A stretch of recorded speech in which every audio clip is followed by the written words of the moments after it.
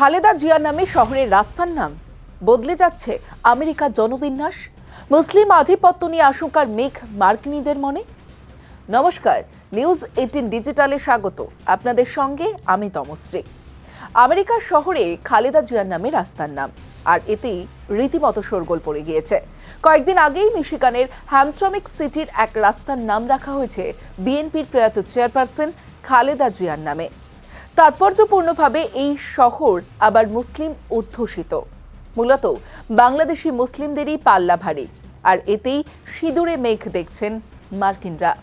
তাঁদের অভিযোগ, এই ঘটনায় প্রমাণ করে ক্রমশ বদলে যাচ্ছে আমেরিকার জনবিন্যাস, বাড়ছে মুসলিম জনসংখ্যা।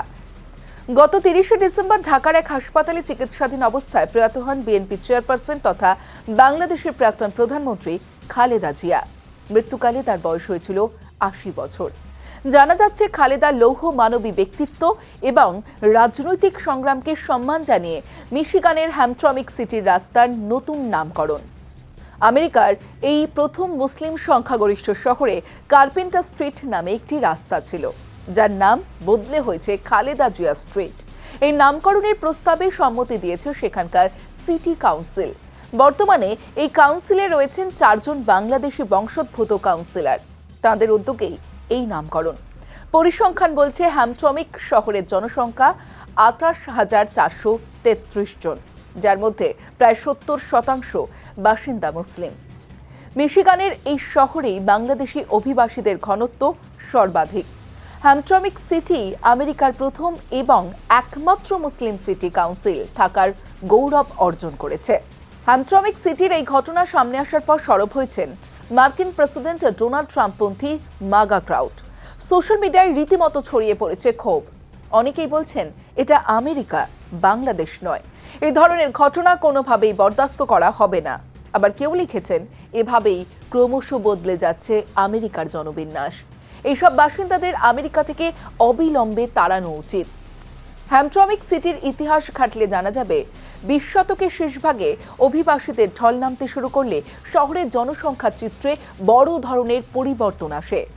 ইয়েমেন ও বাংলাদেশ থেকে আসা অভিবাসীরা এই শহরকে নিজেদের ঘর বানান। সেই সময় শিল্পে মন্দার প্রভাবে আমেরিকার জনসংখ্যা কমে যেতে থাকে। 2013 সালে হ্যামট্রমিক আমেরিকার প্রথম মুসলিম সংখ্যাগরিষ্ঠ শহর হিসেবে স্বীকৃতি পায়। জনসংখ্যার এই পরিবর্তনের প্রতিফলন দেখা যায় শহরের শাসন ব্যবস্থাতেও। 2015 সালের মধ্যে শহরটি দেশের প্রথম মুসলিম সংখ্যাগরিষ্ঠ সিটি কাউন্সিল নির্বাচন করে, আর 2022 সালে হ্যামট্রমিক ইতিহাস করে। মুসলিম মেয়র আমের ঘালিবের নেতৃত্বে সম্পূর্ণ মুসলিম সিটি কাউন্সিল দ্বারা শাসিত প্রথম মার্কিন শহরে পরিণত হয়। তবে বাংলাদেশের কোনো নেতার নামে আমেরিকার রাস্তার নামকরণ এই প্রথম নয়। এর আগে শিকাগো শহরে বাংলাদেশের প্রয়াত প্রেসিডেন্ট তথা বিএনপির প্রতিষ্ঠাতা জিয়াউর রহমানের নামে একটি রাস্তার নামকরণ করা হয়েছিল। বিভিন্ন রিপোর্ট বলছে, আমেরিকায় অভিবাসনের হার উল্লেখযোগ্যভাবে বেড়েছে এবং অভিবাসীদের মধ্যে জন্ম হারও বাড়ছে।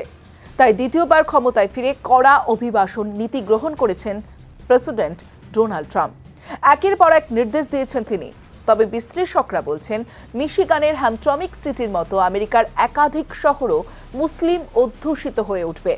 শুধু আমেরিকা নয়, এমন দিনও আসবে যেখানে বিশ্বজুড়ে বাড়বে মুসলিম আধিপত্য। সম্প্রতি একাধিক রিপোর্টে উঠে এসেছিল, 2010 থেকে 2020 এই 10 বছরে বিশ্বজুড়ে ব্যাপকভাবে বেড়েছে মুসলিম সম্প্রদায়ের জনসংখ্যা। বিশ্বজুড়ে মুসলিমদের সংখ্যা যেখানে 2010 সালে ছিল 23.9%, সেটাই 2020 সালে হয়েছে 25.6%। ফলে 2025 পর্যন্ত সংখ্যাটা আরও বেড়েছে। ভারতেও তার ব্যতিক্রম হয়নি। দাবি করা হয়, আগামী 25 বছরে বিশ্বের সর্বাধিক মুসলিম জনসংখ্যার দেশ হতে চলেছে ভারত।